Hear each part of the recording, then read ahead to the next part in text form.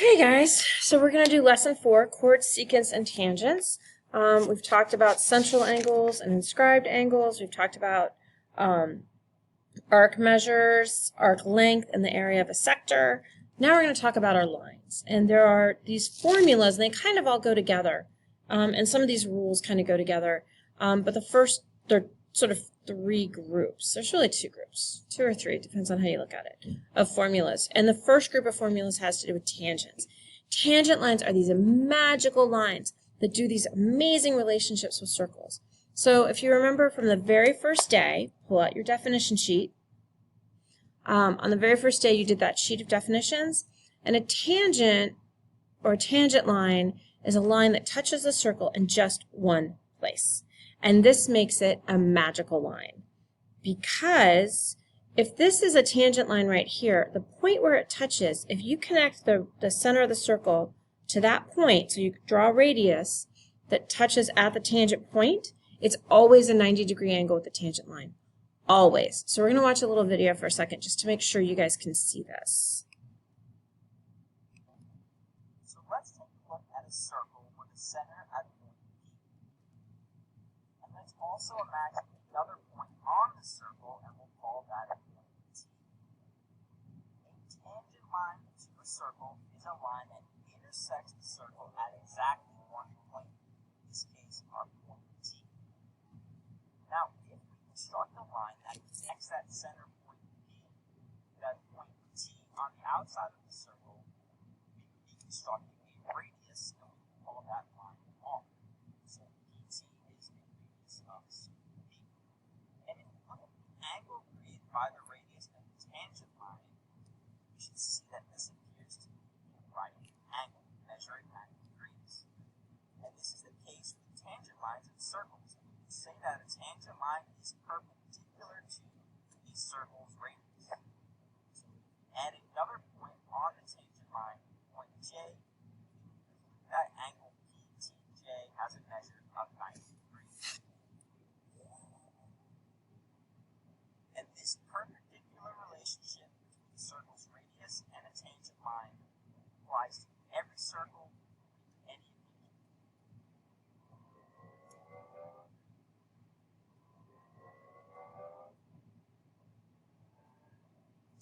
So I just wanted to show that little part of the video, just to show you that if you put your radius, it doesn't matter where it is, if it's touching a tangent line anywhere on the circle, that it will still form a 90-degree angle no matter what.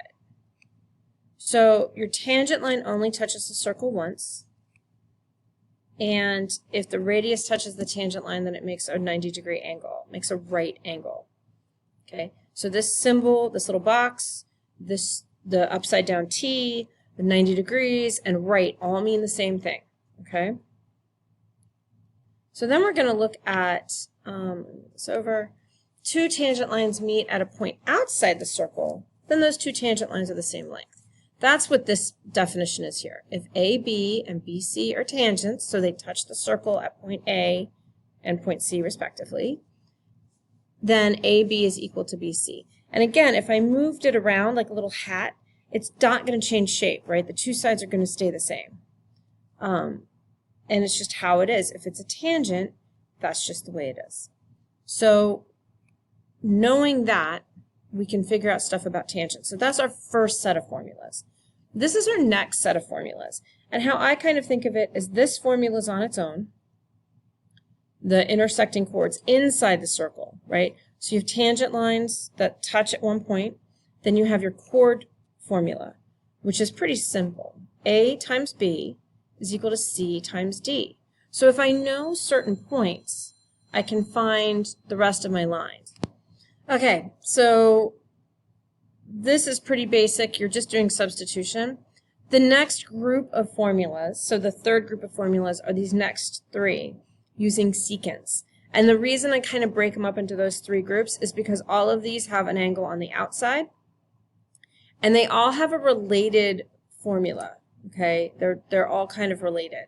So you have tangents that are 1 point on the line. You have chords that are only inside of your circle, and then you have secants that go outside your circle. So those are the 3 groups. So the way you use this is that every time, for every formula, you need to find the right formula. So you're going to look at your picture or your drawing or whatever it is, and then you're going to match it up to the formula you need. Is it tangents? Then you look at your tangent formulas. If it's chords, then you look at your chord formulas. If it's secants, then you look at your 3 secant formulas and figure out which kind of secant it is. It's the same, this formula is really the same as this one, but instead of putting a 0 in, because see I don't have an inside chord like I do here, I just take out the 0, and a times a is a squared. So this formula is really the same as this one, it's just that b is 0. Okay, and as you were looking at this formula, I don't know if that helps anyone or not. All right, so let's start looking at this. So we've got these 2 lines here. I'm looking at this. Well, these are tangents, right? These are tangent lines. So I know I'm going to be thinking about my tangent formulas. It's so hard to figure out where to put this thing. So CD and CE are tangent lines. Oh, it's making that hat, right? Okay. And the radius here is intersecting at the tangent line, so I know this is going to be a right angle. Angle ADC is going to be a right angle, and angle AEC is going to be a right angle. So let's make sure we know that's true. Tangent DC is intersected by AD. Where they intersect is a right angle, so angle ACD is a right angle.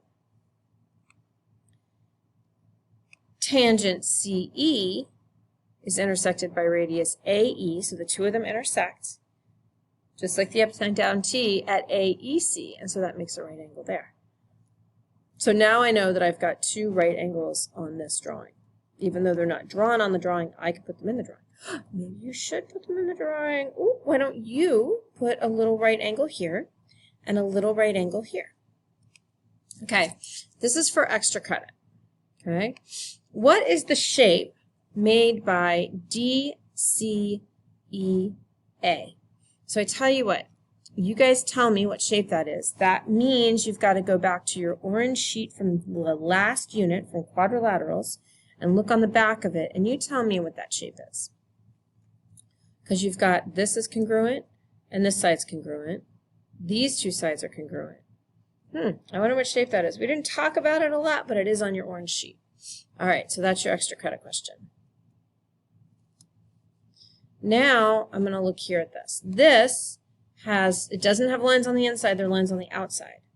So I need to find angle A. Which formula is that? So if I look back at my formulas, it's driving me crazy trying to figure out where to put this. That's my formula, because I'm looking for an angle. This is the only one that's talking about an angle and not a length of a chord or a secant.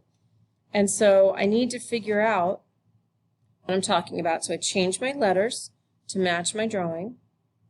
And now I just do substitution. They tell me that the arc length for CE is 77. The arc length for BD is 22. So I just substitute them in. I throw that into Desmos, and I get my answer. So this angle must be 27.5 degrees. Right? Now I'm looking over here. Oh, these are chords because they end, right? They're inside the circle. I need to find the value of T. So first I find my formula. So I say this piece times this piece, dx times dxc is the same as bx times xa. And then I just do substitution. So I'm going to put 10 in for dx, 8 in for xc, t in for b or ax, and t plus 12 for bx. I change the t to an x. I'm going to put it into Desmos, and I get t equals 4.77. That's what Desmos tells me. I want you guys to check it yourself. If I want to find xb, I just say t plus 12, and now I'm going to put 4.77 in for t, and I just solve it. I get 16.77. This is basic algebra. You're finding your formula and you're doing substitution. Find your formula and use substitution. All right, over here on this one, I need to find my formula. I'm looking at this. This is outside, so I know I'm dealing with secants, and this one ends.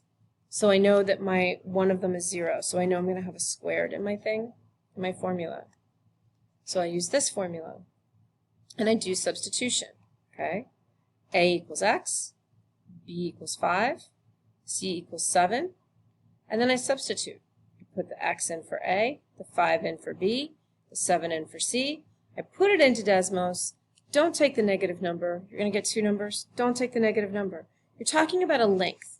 Length cannot be negative, right? Unless we're in physics. Length can only be negative in physics. We're not in physics. We're in math. We're in geometry. You always want the positive length, right? You're not negative 5 feet. That's just weird, okay? So Desmos tells me my answer is 7.75. That's how long this segment is right here. Okay? Now I'm looking at this question. I'm looking at this, I'm going, these are tangents. They are touching here and here, and it looks like the hat. So what do I know about tangents? They're equal to each other. They're congruent. So I know that x plus 3 is congruent to 2x. So I write my equation, right? I know tangent lines are congruent. So BC is equal to CD. I just do substitution. BC is x plus 3. DC is 2x. Put that into Desmos, and I get, or you can do it in your head, and x equals 3. So I answered the first part of my question. X equals 3. Now I need to find DC. Well, if x equals 3 and DC is 2x, I just put 3 in for x, so 2 times 3 is 6. That's all I have to do. Okay. Looking at this one, I know I'm dealing with secants, so I need to look at my secant formulas, and I have pieces on every part. So that follows the formula A times A plus B equals C times C plus D.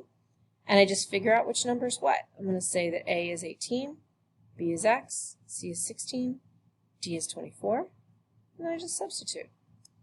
I put 18 in for A, X in for B, 16 in for C, and 24 in for D. Pretend that I put the parentheses right there. Fixed it. Okay. So now I just put that into Desmos, and they tell me that X is 17.56. That's my answer. Okay? That's it. Easy peasy. All you have to do is follow your formulas. So let's go back and look at those formulas really fast. Right? I have to decide, is it a tangent? If it's a tangent, I'm going to use one of these two. If it's not a tangent, if it doesn't look like a hat, my chords are on the inside. All my lines are on the inside. This is my formula. For my secants, where lines are on the outside, these are my possible formulas. And it depends on what they're asking for, right? Or what my drawing looks like. If I have secants that end inside the circle, then I use my adding formula, my multiply and add formula. If I have secants that never end, I'm using my subtraction formula. Okay?